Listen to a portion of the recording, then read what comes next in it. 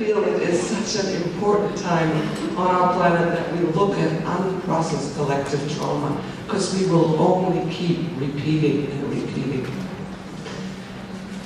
I brought you an image with the saying of none of us walk alone. We all think we're such individuals and it's all up to us. Well, it's not. Sorry to let you know that. We are just one generation. Life has been passed on for thousands of generations, and we happen to be the ones who currently hold the gift of life. In many indigenous cultures, people know that. They are more connected to the cyclical nature of life. And what I've brought you is an image I dearly love. This is a greeting in the Tagara tribe of Africa, of the eldest tribal member, greeting the newest tribal member. And what they believe is that the newborn still has its doors wide open to the cosmos and might bring a message for the elders who are about to step back into the cosmos. So they go and hang out with the newborns and listen carefully to see if there's anything they can learn about how to complete their life gracefully and leave this planet gracefully. And so it's custom there that the elders stay with the littlest ones.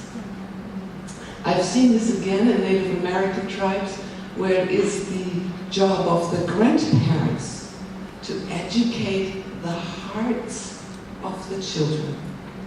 The parents educate the bodies, they do the physical, they do the mental education, but the grandparents are in charge of the hearts of the children. So none of us walk alone. Ancestors are all around us and we stand on their shoulders.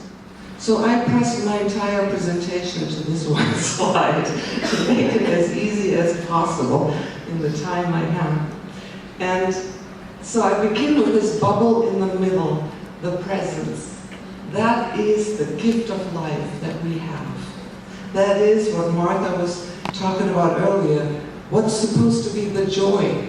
This is our chance to be in life. And if it were unencumbered, it probably would be a very joyful experience. And you see on the side here what we are given in our DNA, that is life passed forward, that is all the gifts and presents and talents we get from our ancestors. And it's mostly the gift of life itself that is passed forward. But unfortunately, we also have those three bubbles on the other side, which I'm going to talk quite a bit about, which are the traumas, the unresolved processes from the past that also get passed forward if we cannot complete them and integrate them in a positive way. If they stay excluded and undealt with, they will all repeat. The good news is trauma does the same thing, no matter if it's in the individual, in the family, or in the collective. It moves through to repeat into the presence in order to somehow complete itself. And I'll speak about the top in a little while. Let me start with the bubbles here. So I started working with trauma people about 30 years ago. And I felt that working with talk therapy only gave sort of a map of what happened.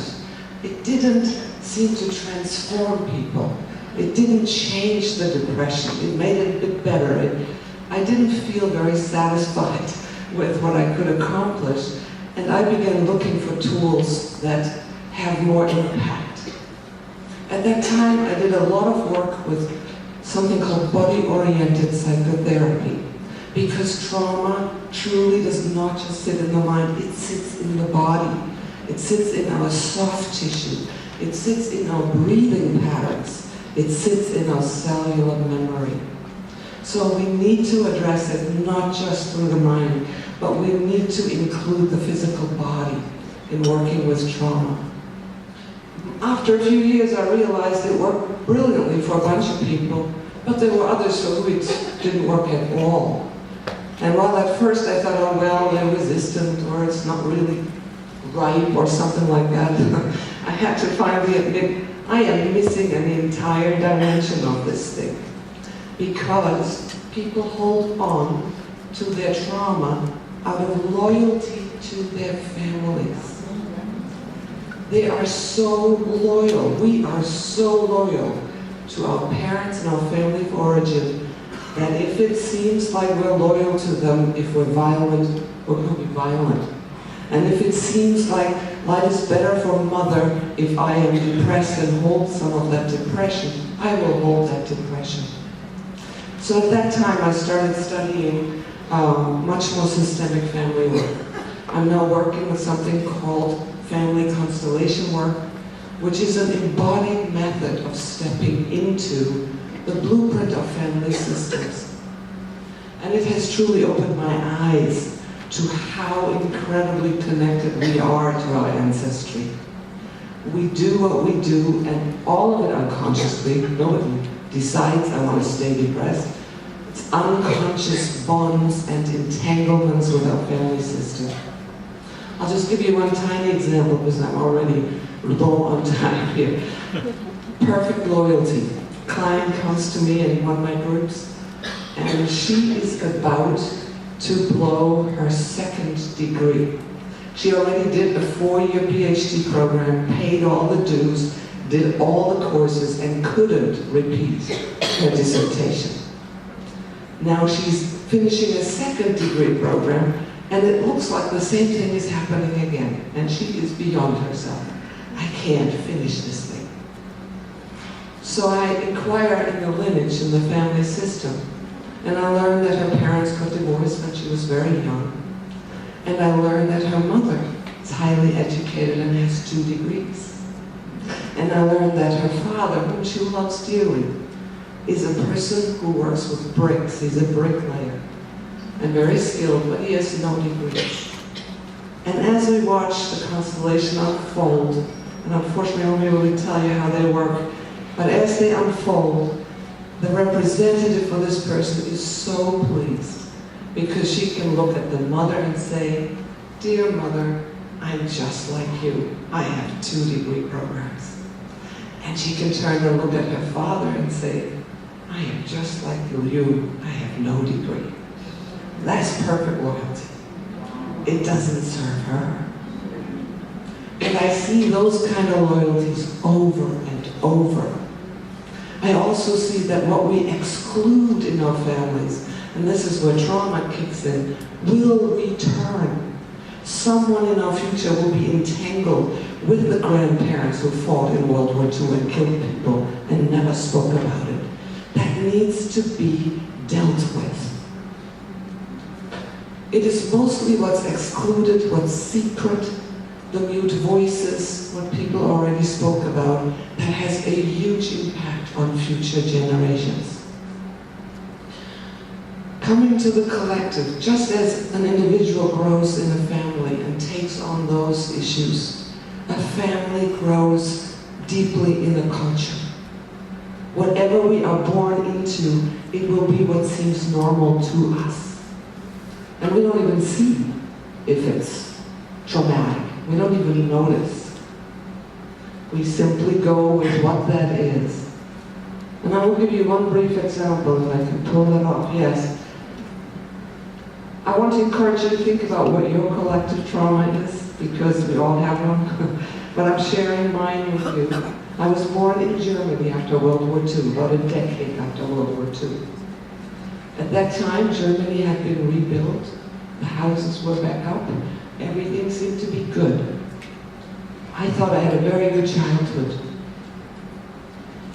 However, nobody in 18 years of my growing up ever spoke about World War II. I grew up thinking that Judaism was an ancient religion, kind of like the ancient Egyptians, because nobody ever mentioned the word Jew. There was so much pain, so much trauma in Germany that nobody spoke about it. This wall of silence became the country's collective way to deal with what had just happened. And I grew up in it thinking that was normal. When I was 18 years old, there was a change in the way we thought in our culture And suddenly, World War II appeared as something on the history curriculum. Clearly, there was a change. My history teacher, who must have lived through the war, I don't know what he did or how he did, but he clearly couldn't cope with it. So he spoke to 18-year-old girls, there was 42 of us, and said, "You all know about the war, right?" We went, Well, what are we going to say, right?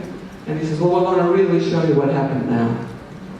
And then proceeded to show us all raw footage of the opening of Bermuda concentration camp. Half the class ran out to throw up. The images were totally traumatizing.